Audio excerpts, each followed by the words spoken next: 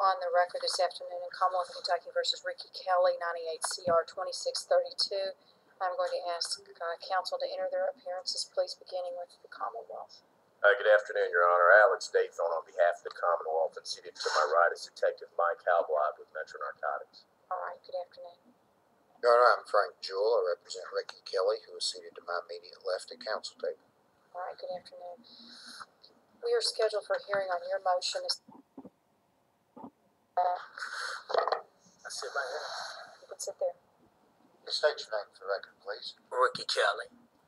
Okay, Mr. Kelly, I want to take you back to July the 6th of 1996, 1998, excuse me, and ask if, after you were stopped that evening, anybody talked to you about furnishing information to the police. Yes. And who was that? Mr. Mike Hopley. And what was stated that evening on July 6th? Mr. Mike Hopley told me if I furnish him some information, makes him some arrests. He didn't say nothing about no kilos. He didn't put no specific amount, because he just didn't put no amount on it. But if I furnish him some arrests, that this case, in fact, would be dismissed. And I did so with the contacts I had. And they have no kilo connections or no large. Okay, well, let me ask you specifically. On the evening of July 6th, were you arrested that evening? No, sir. Okay, so you were allowed to go home? Yes. Okay. And when did you have contact with the detective after that evening?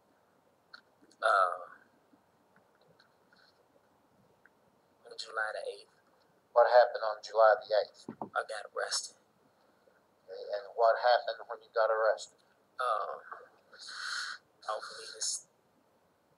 He offered me the same deal. Well, what was the deal? What did he tell you? If I get him some arrests, that he would let this case, like he said, it wouldn't even go to court. But by me not moving fast enough, on getting him some arrests, that's why the warrant was taken out on me. So after I was arrested and made bond, I contacted him. We met up. Where did you meet? At one time at Shiny Park.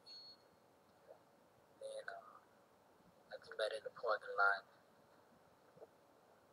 We had plans, to meet up tomorrow morning, tomorrow afternoon. So we met up at Broadway in front of Indies. And that's You have to speak up, Mr. Kelly. I'm having difficulty hearing you. I'm sorry. I lost you after Shawnee Park. Okay. And after that meeting in Shiny Park, we made another meeting, which was on 12th and Broadway at Indies. And then from there, that's when I made the several contacts at that time for the bust. That's basically it.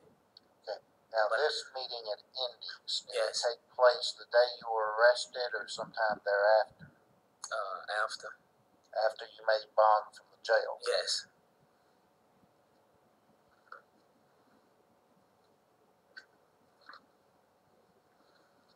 And how many arrests did you set up for the officer? 2. And what did they involve?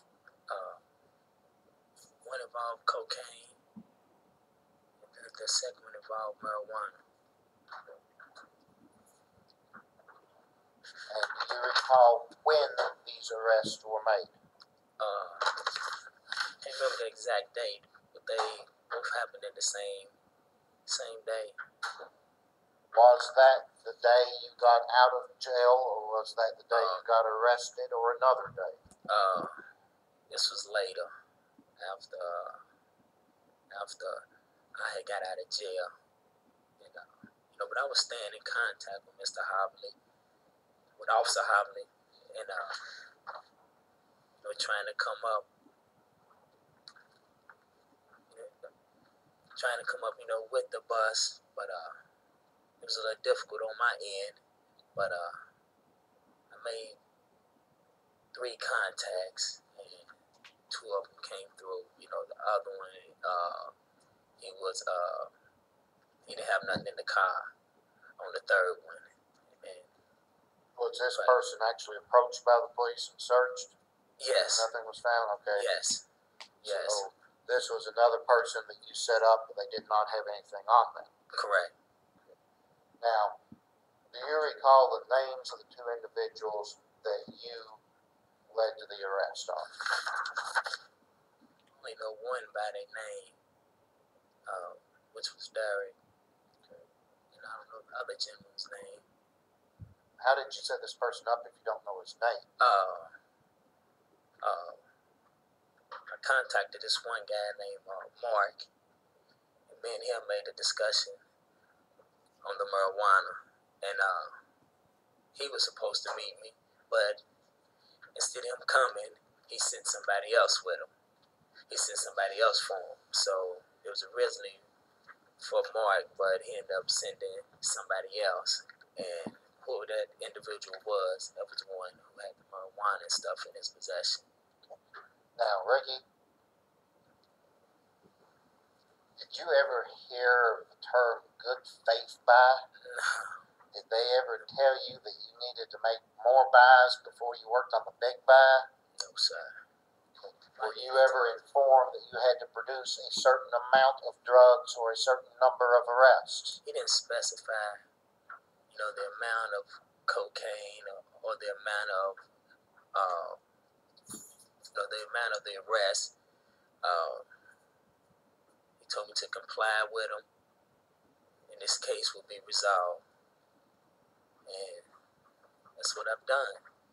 So you actually That's what I did. made 3 deals, 2 of which resulted in an arrest, correct? Yes, correct. And these were all made after you got out of jail on bond on the warrant. Correct. Okay. How come you didn't know more? What happened there? What happened to stop this? Information started surfacing that watch out for dude, meeting me, and some threats was made. So on my life, look, as we say.